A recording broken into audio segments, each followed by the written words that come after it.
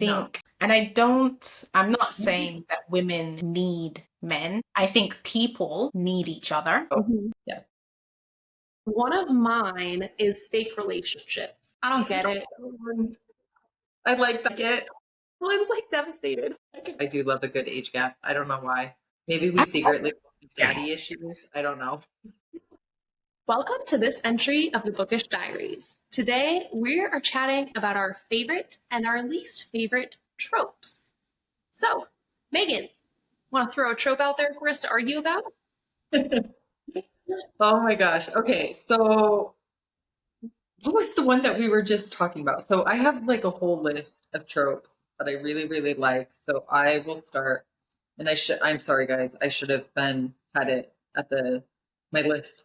My list open. Oh my God. Brain fart. Okay, yes. So my first one is enemies to lovers. I'm a I fan. Yep. I absolutely, that was like the top of my list was that. I can agree with that. When it's done right. Yes. Yes, it has to be done right because I've seen people try to do it like, they'll label it enemies to lovers and then like literally they have like one argument or something and then they're like, I love like we're fated mates. And I'm like, where's the enemies to lovers? Like, where did that go?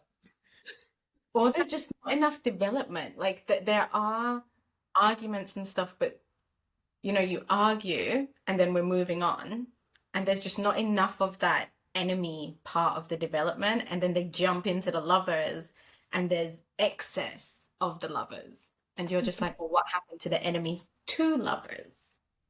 Yeah, I don't like it when it's done that way.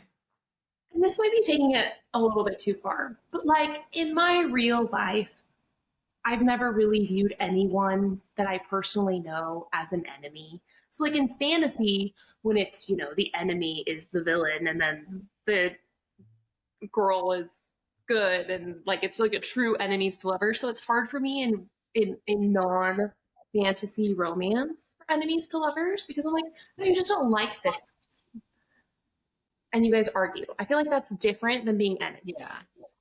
Yeah. That is true. But that would kind of see, and so I think that sometimes people get these like mixed up. Hold on, I'm trying to find it. Oh, where was it? I wrote this down actually. And maybe I should have wrote it at the top with it because I think sometimes people get the two confused. I guess that kind of goes with like forced proximity, right? The enemies to lovers, because kind of mixes into that, the forced proximity. And then like fake dating, like marriage of convenience, right? Like they'll label it enemies to lovers, but the girl is like forced to marry a guy from like the enemy kingdom or something like that. That makes sense. Or like in the mafia ones, like a rival family or whatever. Yes. And they're like arranged marriages type things. So I think sometimes like books will be labeled that when really it's like one of those more. But I think so many people are like enemies to lovers. And so everybody's like, I'm going to label my book that. And I don't know. That's what I think. It needs to be like tropes under the enemies to lover trope. Yes. Yeah. What about you, Helen? Actually, one of my favorite tropes is the lovable bitch. I really don't know how to label it. The grumpy sunshine, I think is what that would be. Or like grumpy versus sunshine. But you have like the grumpy one. The character I'm thinking of, the reason I fell in love with this trope is because of the House of Night series. And there's a character, Aphrodite, and when I tell you that she is a bitch. I only read the first book, but I hate this person. Biggest bitch. And as the books develop, I've said before, each character, the development of the characters is so beautifully done, and you really do feel like you're growing up with the characters. But Aphrodite was just like chef's kiss because she doesn't change. You know what I mean? You just grow to love her. She does not become nicer. She does not become more tolerable or anything. It's just that she is the bitch you love to hate. She will say something or do something, and you're just like, Aphrodite. But when she's missing from the page, you're also, where is Aphrodite? And her love interest loved her regardless. Like his love for her was so pure. And it's the reason I fell in love with him.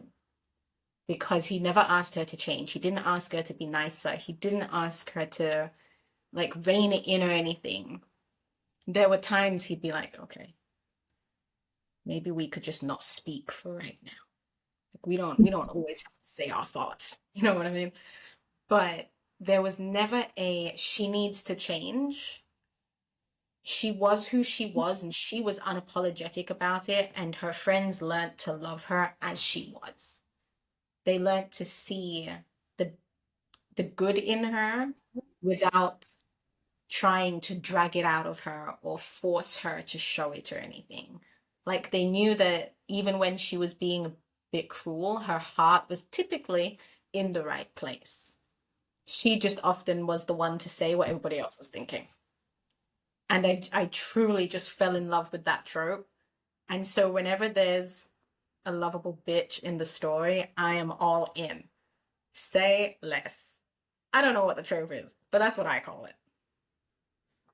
So I think that would kind of be like grumpy sunshine. So if her significant other is like the calm, like more of like a calm one and is like tones it down, and then she's just like kind of like a grumpy bitch all the time, I think that that's what that would fall under is grumpy versus grumpy sunshine, grumpy versus sunshine or something like that. I like my Right? title. I like my title better, but I accept yours. I I'm feel just like go ahead, Kate. I was like, I feel like I really struggle with the lovable bitch character. Like, I think it's just because I've met people like that in real life, and I am a recovering people pleaser, and it's like I can't ever do the right thing. And so then when I'm reading the book, I just feel anxious because I'm like, well, if I was having to talk to this person, it would not be going well. And I like can't take my own feelings out of it. So how do you like Mora then in Wish? Because she's kind of like, I mean, now she had some fucked up shit happen to her, so that's why she was kind of, she wasn't like a bitch for no reason, but she was still a bit like, she did some like questionable. I really loved her. I did too. Like, I love Really, characters like that. but I really, and I've only read the first one. I really can't stand it. Like I kill her off the first book. Like so annoying. Can't I handle think you're gonna grow to like her. what. A couple books, like maybe book 3 or 4, you're gonna grow to like her. No, quite possibly book 2. Megan, that is a good point because I really liked Mora. And like I love like I love a vengeance story, like a woman's vengeance story. I'm sign me up. I'm all in. And so I feel like maybe it's a little bit different because I feel like what Helen is saying is regardless of if there's a reason that she is a bitch or not. Whereas if she's just like that's her personality, is she's a bitch. Like I think that's where I kind of have the different feelings. Like if you're just being a bitch to be a bitch, I'm not a super huge fan. But if you're like a bitch because you have been through all of this trauma, then I can get on board. Okay. So I see the difference actually now because when I read Akatar, I loved the first, I'm trying to remember how many books it was, 3 or 4 books. It's like whenever like the Rysand, and I could have just butchered his name, Reese. Whenever Whatever. whenever he, and now I can't remember the girl's name, the main character, but I hate books that they have a set of characters, right? and then their relationship kind of ends, and then they continue the series with another couple. So anyways, the next books were about Nesta, her sister. And Nesta was just a bitch to be a bitch. And like her sister, the one who the first book was about, did like all of this stuff for her family. And Nesta was just a complete asshole all the time and whiny and just like ungrateful. And I hated her. And I was like, I do not want to read her books. I do not give a shit about reading it. And I know like a few people. Sorry, everybody, please do not come after me for Akatar. I'd love to be first one. Okay. You can come But- at me if you want. But the other ones, so I guess I get the difference because I do like, so I didn't like her because she was just a bitch from the beginning. And but like Mora, just because that's the most recent book that I've like read with a character like that. You know, she had a bunch of stuff like trauma happen to her, and now she's coming at it like vengeful and is like, "Fuck you guys, I'm gonna get my shit." And so I love that. Yeah. I think Anyways, that's what I like it. It's not often I see a character who is the lovable bitch that doesn't have some kind of reason. And one of my favorite things about the trope is that no matter what the reason is, sometimes you finally figure out what that reason is, and you think it's really not that bad though. And it's a reminder that what is not so bad to you is the worst thing to somebody else. It's like someone saying to you, you know, don't feel bad. Worse things are happening in the world. Oh, that magically fixes everything. So I really enjoyed the trope because no matter what, depending on how well it's written and how that backstory comes into play and how much they lean on it or don't lean on it, I think it really does do something to the character. It humanizes them. It makes them so much more relatable. With Aphrodite, we find out, you know, why she is who she is. And I mean, if you had her parents, you probably would be too. But it's not emphasized too much. You know, it's not a crutch or anything. No one coddles her for it or anything like that. And she doesn't want to be coddled and she doesn't expect it. And so as the books progress, I do find that, you know, as honest as she is and as bitchy as she can be, it's never without reason.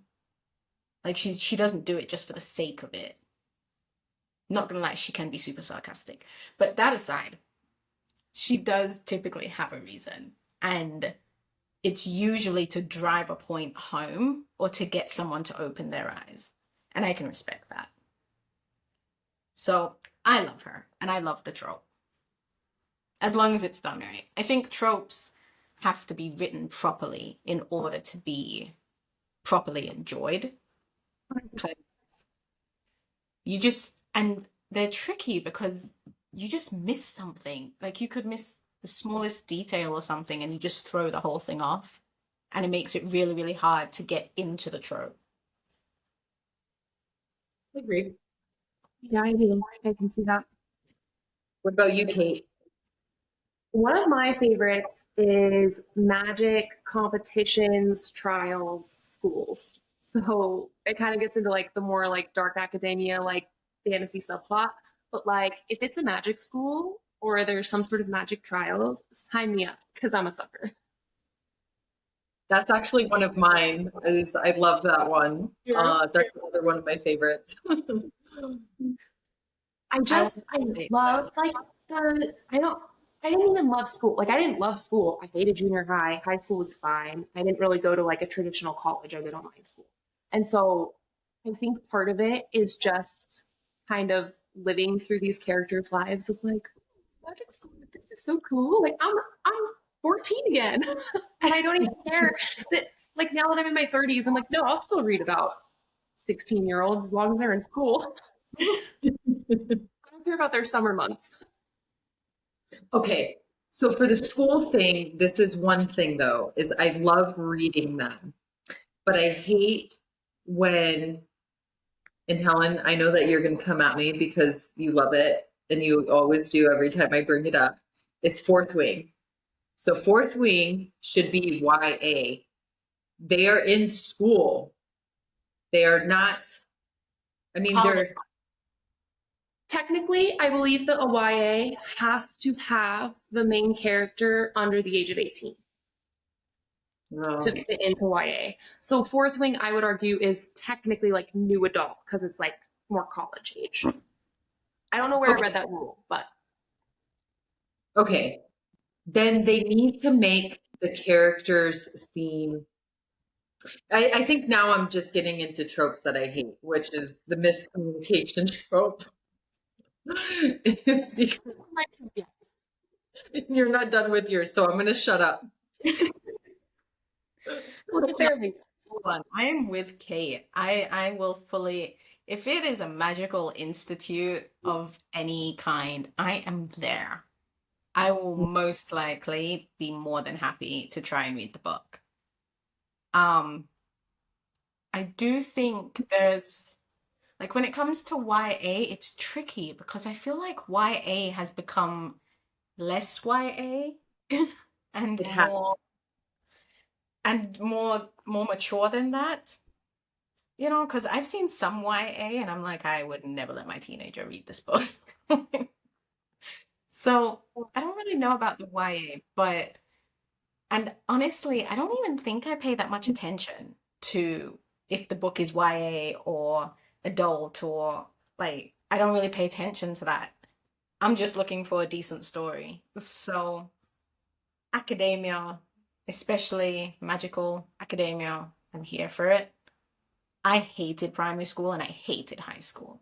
So reading about magical ones where you can accidentally blow people up and it's totally okay, absolutely. I'm here for it. Yes. I would like to add a sub trope to this trope because as we were talking, I was like, yes, I do like high school ones, but I think that I also prefer the college and like secondary school ones because I will read any book that has a professor student relationship Mm, as long as it's 18 plus. Like, don't be in high school. But like, I don't know what it is. I'm a sucker for those. I don't know. I don't I am too. against it. I'm not against it. I wouldn't seek it. All right. But, like I wouldn't turn away from it if it was in the book or anything. I wouldn't be like, oh my God, I'm not reading this. Sure. Um, it's just But one like, of those that if it pops up, it pops up. it's not one of the things that you look at when you're looking at Kindle, like, oh, Yeah, age I gap, wouldn't look for student that. teacher.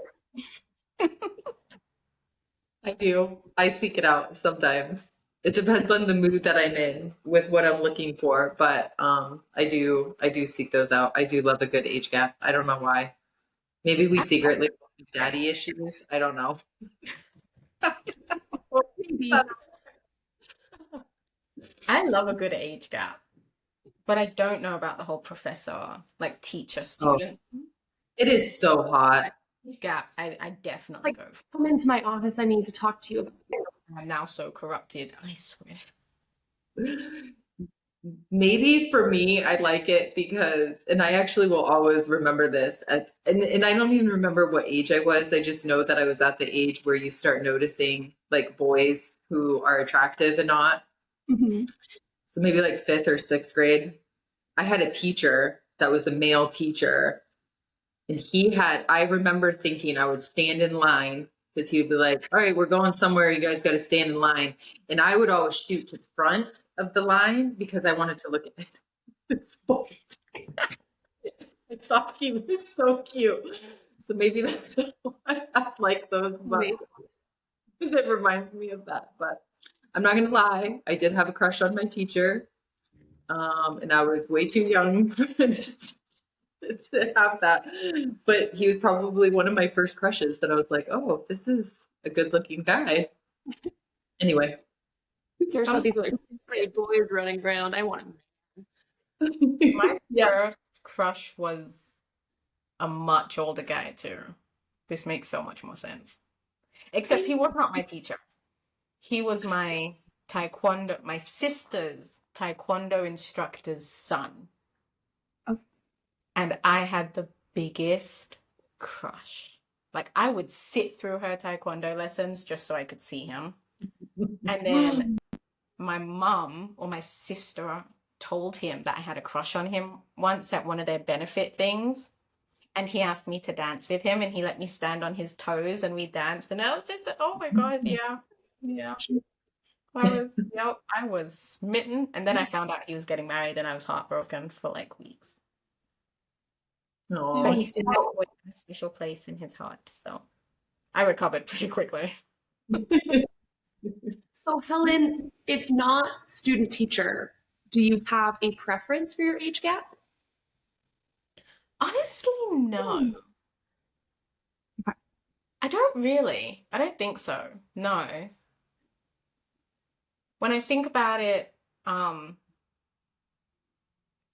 like the idea of an age gap, just because I always find, like, with women, men that are older tend to be really attractive, but for men, women that are younger tend to be more attractive.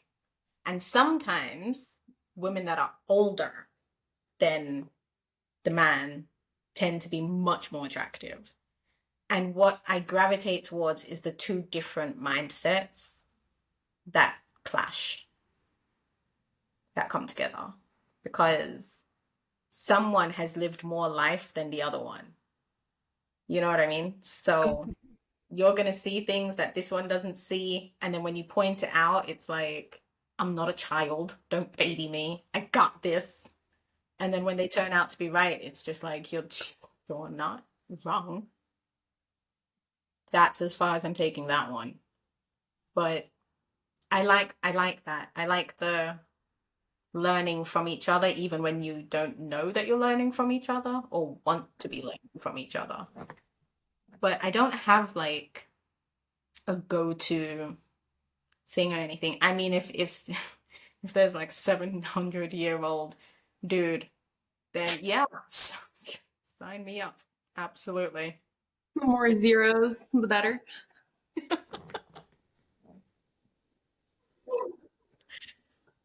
Chances are he has a library, so. A good one. I was just going to say, most of the fantasy books that everybody reads, the majority of the time is age gap, because usually the guy is like a fae or a vampire or some type of mystical creature who is like thousands of years old. And then you have the human girl who's like 21. See, I didn't even see that as an age gap until you said that, because like it's too impossible. Like it is an age gap, but it's like unrealistic. I don't know. But it is an age gap though. Like if you sit back and you think about it, like talking about the tropes, you're like, wow, like almost, and I think about that right now and I'm like, almost every book that I read is an age gap Yeah. of some kind, especially with fantasy.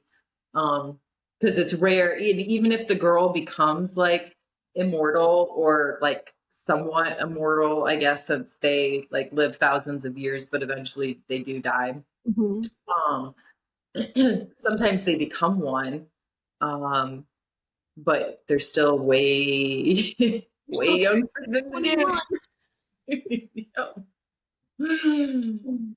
So there's that. So whether people say that they like it or not, if they're reading fantasy, then chances are they do. You just don't know yet. You're welcome. Yeah, you're welcome. I just burst your bubble. Okay, should we do one more round of tropes we like and then do a quick round of tropes we hate? Yes. Okay, Okay. Megan. So you guys already kind of picked some of my other ones. Let me see. So I guess this kind of leads into, so I wrote down two, but I think that these kind of both go in with each other, is like the morally gray characters, which could be male or female, because sometimes the female is more like morally gray than the male, although usually it's the male. And I wrote this down as a trope, but I've never seen anybody reference it besides when they talk about it being like a retelling. It's actually Beauty and the Beast. So Beauty and the Beast is a trope, but it's like one character is considered monstrous, but is transformed by love. Like where they're like the villain, but they're only nice to her type thing. I love that one. Like, I absolutely love that one. Like, I want a guy to like burn down the world for me, and I want to read about it, and I want them to say that in all of the books. Like, I will destroy everything for you. It's just something totally sexy about threatening to kill everybody. I'm being totally honest. So, it's mine. I love a good morally gray character. I love it so much. Dark And romance. yeah, it's so good. It just hits like I could read the same one and it just hits every time. I don't know what it is. Probably because we've been told don't like those people your whole life, Disney, everything like that. And then all of a sudden you're like, are you sure you don't want to read about a sexy man who kills people? Honestly, I feel like Disney is the king of morally grey characters, to be honest. I mean, rewatching some of these animations and stuff as adults, you're just like, that is not a kid's film at all. What are we watching? So I'm gonna say something with that though. So I think that they did those characters like that on purpose. And we think of like when you think of okay, the Disney Beauty and the Beast, that the guy, and I can't remember his name, he's the villain, he's this awful beast, everybody's like afraid of him and all this stuff. But so I'm just gonna be real. If we go back to if you think about animals in the animal kingdom, right? Lions, right? They have a pride. They have the male who protects their whole area and who like attacks any male lion that comes onto their territory. So if you think about humans, because we're technically animals, I think that the real reason why, especially women, why we love that is whether any woman wants to admit this or not, and I'm sorry, but we are hardwired to want a man who is going to protect us and protect our offspring and who is going to provide for us and take care of us. Whether we say that we're totally like independent and we could do it all ourselves, I'm not saying that we can't, but our brains from the dawn of time, we are hardwired to want that. Yep. And I think that that's why we love those movies so much and why we love books with those types of characters. And that's why we're like so attracted to it. Anyways, that's just my opinion on it. I can agree with that. Because I've met some women who yo, gangster. No other way to describe them. But then when they're with their men, you're like, who are you? Yeah. What just happened? Like, I've seen people switch night and day. And I do think it's true that you can totally be super independent, go ahead, do your thing, feminism, whatever you're into. But when you go home, it's totally okay to completely melt and just want to be babied by your partner. Because And it allows you, like, when you're out in the world and I feel like you're out in the world and you have to be tough for everything else. And I think that this falls in line with the books too, is like, you have to be tough to survive. And, especially women, like sometimes we have to be like a little bit tougher. But then when you have your man that you come home to, you get to be in like your real like feminine energy. That's where you get to let your guards down because you know that your man is there.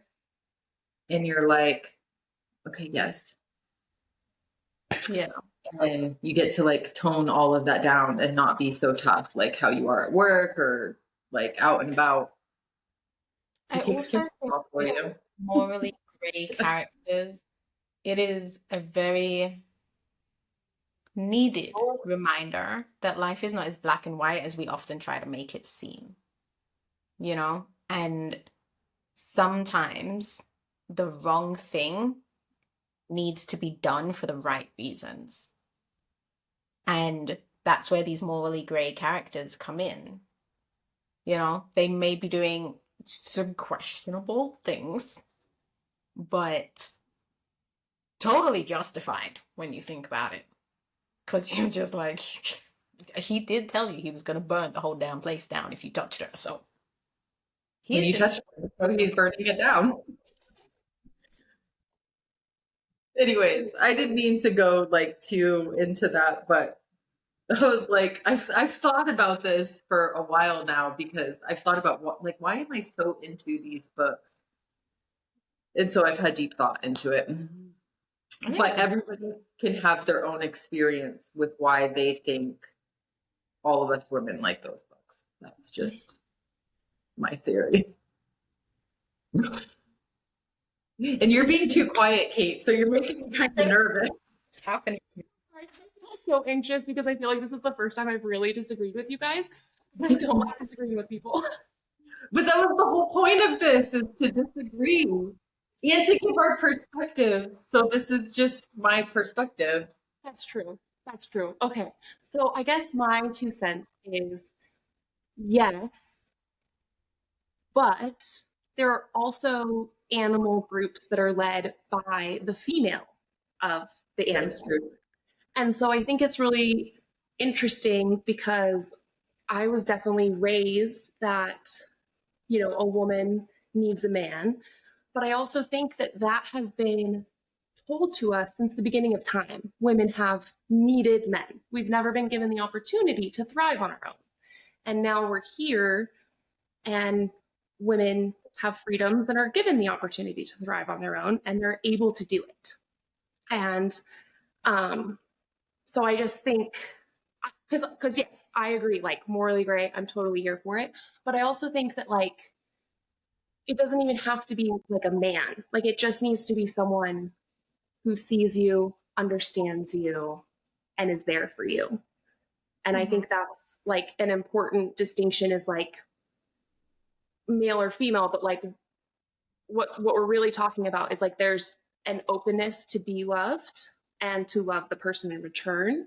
And so I think that's why, because I also really enjoy like sapphic, morally gray love stories, and stuff like that. And I think that, yeah, I don't know. I feel like, No, and I actually agree with you on that. Because I read other, other books and there's different things, but um now I just lost my train of thought. no, you're good. I think I picked it up. I was gonna say, it's like, because I think that, like you were saying, like I think all women really want is to be seen, heard, and looked at, like, and not even looked after, but have a teammate to like do stuff with. And Respect. so, and morally gray does that really well because that character's like, no, I will burn the world either for you or with you to make sure that this doesn't happen. And so, No, I agree. I just went down like one path and you like were like opened it up to all paths. I and I can agree with it. Words were better, but no, I agree. I can agree with you. I don't think it's a complete disagreement. I No. think, and I'm not saying that women need men. I think people need each other. mhm. I do think that a woman standing on her own is can be just as powerful as a woman standing with a man, if not more powerful sometimes. But I also do think, like, with what you both basically just said, is that women do want to be seen, they want to be heard, they want to be respected. And when that comes from your partner, you feel unstoppable. And I think that's incredibly special.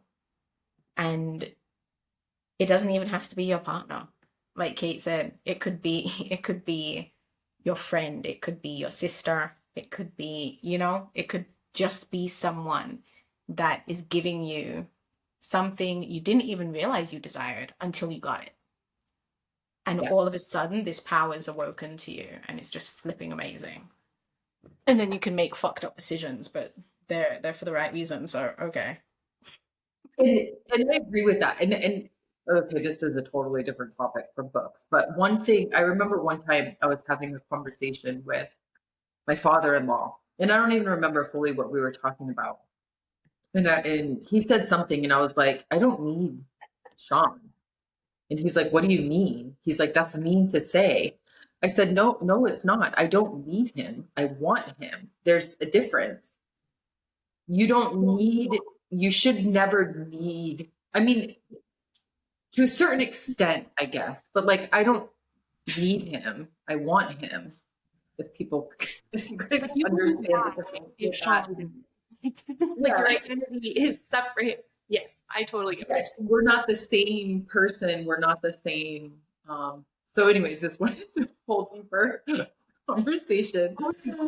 Of this trope, jumping on what Kate's Megan said.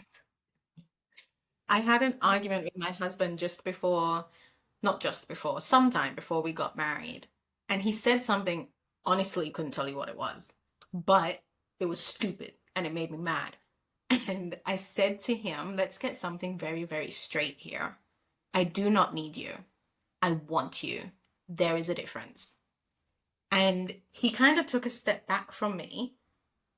And I don't think it's something that women say very much.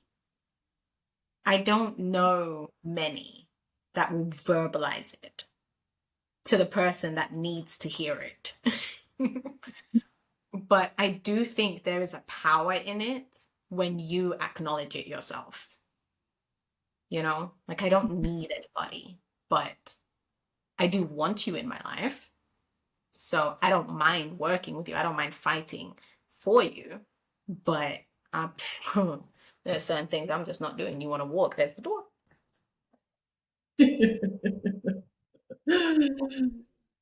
Yeah. So I just had to clarify a little bit. I don't mean that women need men. We don't. Or Yeah, a significant, whoever your significant other is, because not everybody is with you. I'm trying to figure out how to be politically correct here. Yes, But really hard.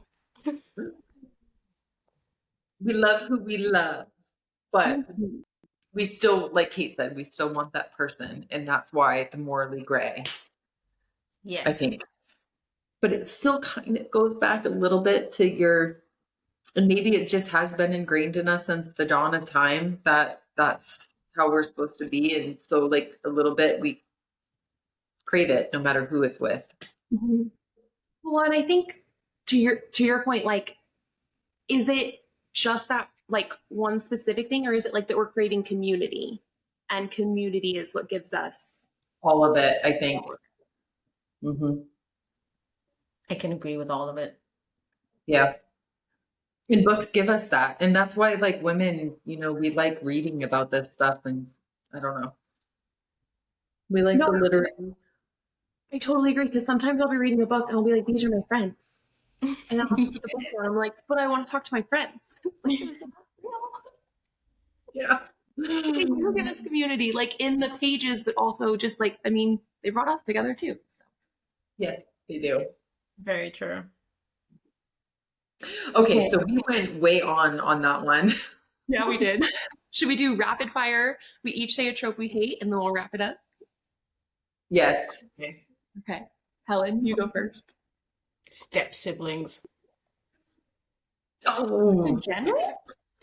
You got a problem with stepsisters? Jeez. Step siblings. Either the whole stepsister, stepbrother trope.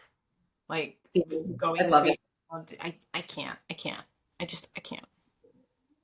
I'm going to disagree with you. I know. Slightly. Life with Derek makes me disagree with you as well. I'm so sorry. I can't think of a book that I've read that has that trope, but I've seen that show, and I was rooting for that to happen. So, Yep, me too. I don't like the trope, period. And I watched Life with Derek, and at no point did it occur to me to be rooting for those two, to be like, oh, I like you too. Just no. But you know, the more I hang out with you guys, the more I talk with you guys, the more I realize that I'm just becoming more and more corrupt. Like my angelic nature is just slowly fading away. I We're hope gonna you're bring proud of you to the yourself. dark side. yeah, you just like really brave. I'm just trying to get you there. Yeah, we're trying to bring you to our side and open your mind to even more great books. So, Mhm. yeah. One of mine is fake relationships. I don't get it. I like that one. I like it. Helen's like devastated. We could talk about these ones and we're doing rapid fire. So I'm like, keep my mouth shut. So I'm like, I like both of those. I'm trying really hard to bite my tongue because I don't know how I feel right now. I'm gonna have to recommend some ones for you to try.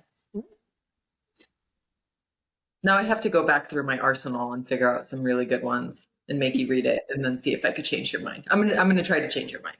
All right, sound good. I'm ready. Mission convert Kate is a go. Yes. All right, Megan, what about you? Um, so I already said earlier the miscommunication. So I will say the unexpected pregnancy. Hate it. I don't like it. Um, I try to avoid those at all costs. And sometimes I didn't know that it was in it, and then I've read a book and then it's in it, and I like the book all the way up until that point, and then I'm like, nope, it's shit. I don't like it. I don't like it now. I'm sorry. For some reason, I don't mind it in non-fantasy books. If it's just like a romance book, it's fine. But a fantasy romance, like, you can't just throw a pregnancy. She's climbing mountains.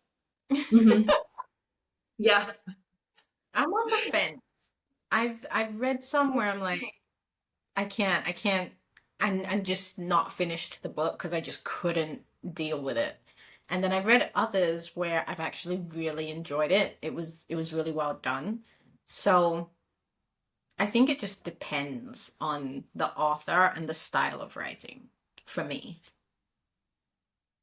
What do you guys think? We would love to hear your favorite tropes, your least favorite tropes. If you have a trope that you want to hear how we feel about it, but we didn't bring it up today, put it in the comments and we will do another video because we love talking about tropes. It's all we really talk about. There's so much that we didn't even go over. It was like we There only will be a part two. If you can like, share, subscribe, and comment, that would be incredible. We love being here for you guys to listen to. Thank you so much. Thank you. Bye everyone.